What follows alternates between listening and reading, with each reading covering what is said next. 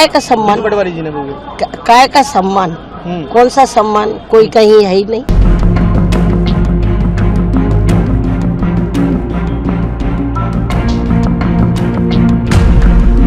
किसी दिग्विजय सिंह आए, भारतीय जनता पार्टी में स्वागत है। मध्य प्रदेश की सियासत में दिग्विजय सिंह एक बार फिर सुर्खियों में है, या यूं कहें तो मध्य प्रदेश की सियासत इन दिनों दिग्विजय सिंह के ही इर्द गिर्द घूम रही है। और अब एक बड़ा सवाल यह है कि क्या दिग्विजय सिंह भाजपा का दामन थाम सकते हैं, और क्या बीजेपी वाकई दिग्विजय सिंह को ज्वाइन करने का ऑफर दे रही है।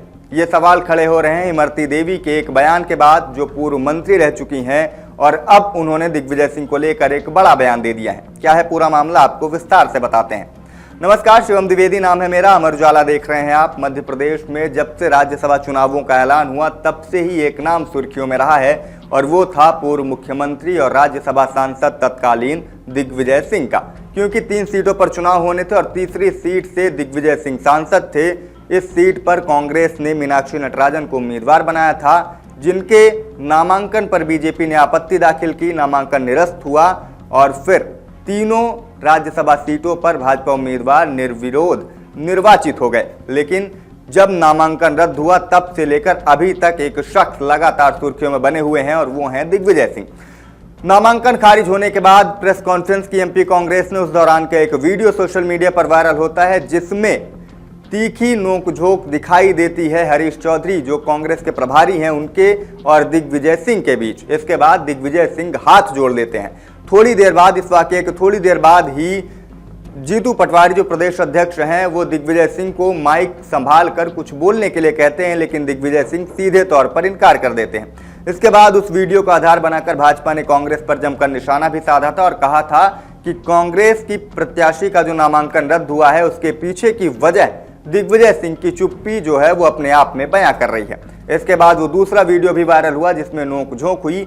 उसके बाद एक और वीडियो उसी प्रेस कॉन्फ्रेंस का वायरल होता है, जिसमें जीतू पटवारी सीटिंग अरेंजमेंट कर रहे थे प्रेस कॉन्फ्रेंस के दौरान। इस दौरान उन्होंने किसी को कुर्सी बदलने के लिए कहा, लेकिन दिग्विजय सिंह उस बगल वाली कुर्सी से उठकर दूसरी कुर्सी पर चले गए। जीतू पटवारी ने रोकने की कोशिश की, लेकिन दिग्विजय सिंह वापस नहीं लौटे और बाद में हरीश चौधरी उसी कुर्सी पर बैठे हुए नजर आए, जिसके बाद थोड़ी देर बाद उन्हीं दोनों के बीच बात बहस भी होती दिखाई देती। हालांकि इस मामले पर कांग्रेस ने कोई भी आधिकारिक बयान जारी नहीं किया है, लेकिन अब इस पूरे मामले को लेकर बीजेपी लगातार कांग्रेस पर हमलावर है।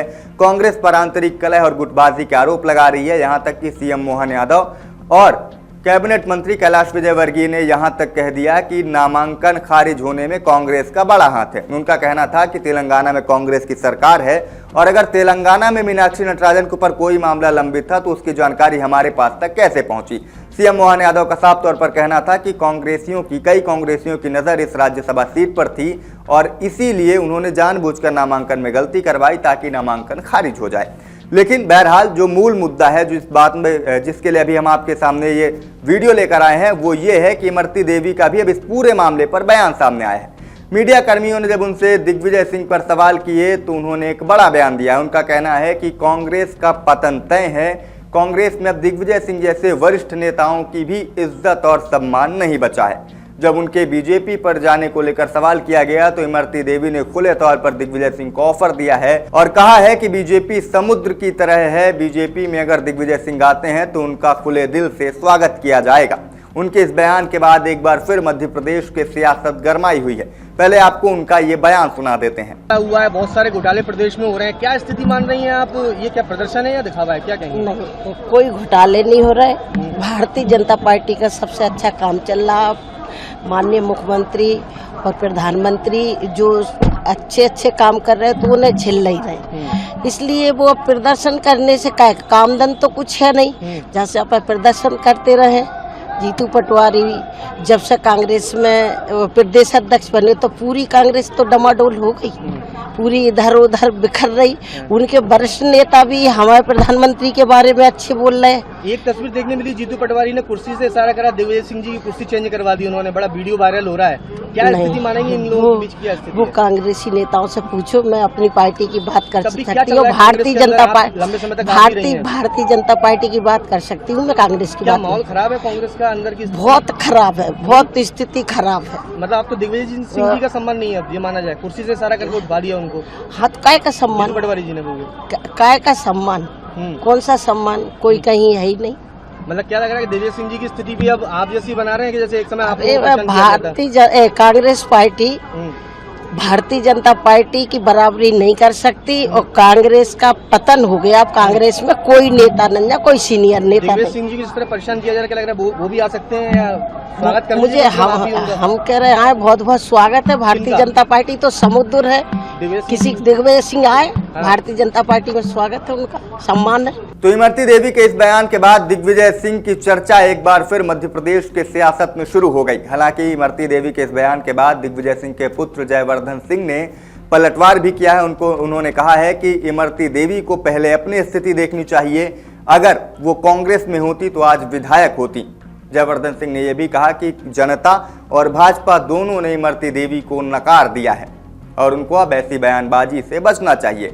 लेकिन जिस तरीके से इमरती देवी ने दिग्विजय सिंह को भाजपा में आने का ऑफर दिया, उससे पहले जिस तरीके से कांग्रेस की आंतरिक कलह गुटबाजी सामने आई, चाहे वो हरीश चौधरी और दिग्विजय सिंह के बीच हो, जीतू पटवारी और उमंग सिंघार के बीच हो, दिग्विजय सिंह और जीतू पटवारी के बीच हो, उससे एक बात तो साफ है कि कांग्रेस के साथ जो भी घटनाएं अभी घटित हुई, चाहे वो मीनाक्षी नटराजन का नामांकन रद्द होना हो, चाहे गुटबाजी को लेकर भाजपा का निशाना साधना हो, इसके लिए कांग्रेस स्वतः ही जिम्मेदार है। और अब ये नया बखेड़ा इमरती देवी के बयान से शुरू हो गया है। नया जो मामला है वो एक बार फिर शुरू हो गया है इमरती देवी के बयान के बाद। अब फिलहाल लोग सोशल मीडिया पर यह सवाल भी पूछ रहे हैं कि क्या दिग्विजय सिंह वाकई बीजेपी में जाने की सोच सकते हैं या फिर सिर्फ ये महज इमरती देवी का एक बयान मात्र है। आपको क्या लगता है, कमेंट करके हमें जरूर बताइएगा। क्या सोचते हैं आप इमरती देवी के इस बयान पर और कांग्रेस की आंतरिक गुटबाजी पर, यह भी कमेंट करके हमें जरूर बताइएगा। आपके राज्य की खबरें, आपके शहर की खबरें सबसे पहले जानने के लिए देखते रहें अमर उजाला। चैनल को सब्सक्राइब जरूर कर लें और पाएं हर अपडेट।